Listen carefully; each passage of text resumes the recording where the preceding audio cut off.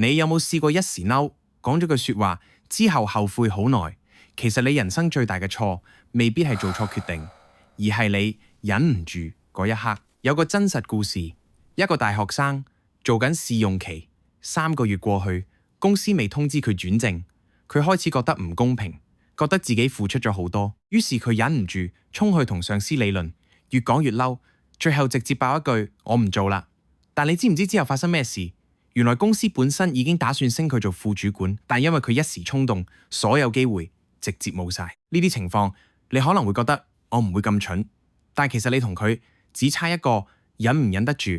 人一旦忍唔住，個腦其實會短路。你以為自己係理性決定，但係其實只係情緒控制咗你。好多人生嘅大錯都唔係因為蠢，而係因為衝動。再講一個更震撼嘅故事，一個爸爸外出工作，留低一隻狗照顧 BB。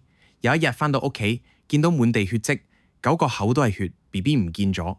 你估佢第一個反應係咩？佢冇諗，直接認定係狗害咗個仔，一怒之下將隻狗打死。但係下一秒佢聽到 BB 嘅聲，原來 BB 喺床底冇受傷，而旁邊有一隻已經死咗嘅狼。嗰一刻佢先知道隻狗係救咗佢個仔，但已經太遲。人生最可怕嘅唔係錯判，而係你連查證都未做就已經行動。所以當你下一次情緒上嚟，想發火、想反擊、想爆一句嘅時候，記住呢句：而家嘅我係咪清醒？有時你忍多3秒，人生已經唔同。你忍唔住1秒，可能要用幾年去補救。成熟唔係冇情緒，而係有情緒都控制到真正強大嘅人。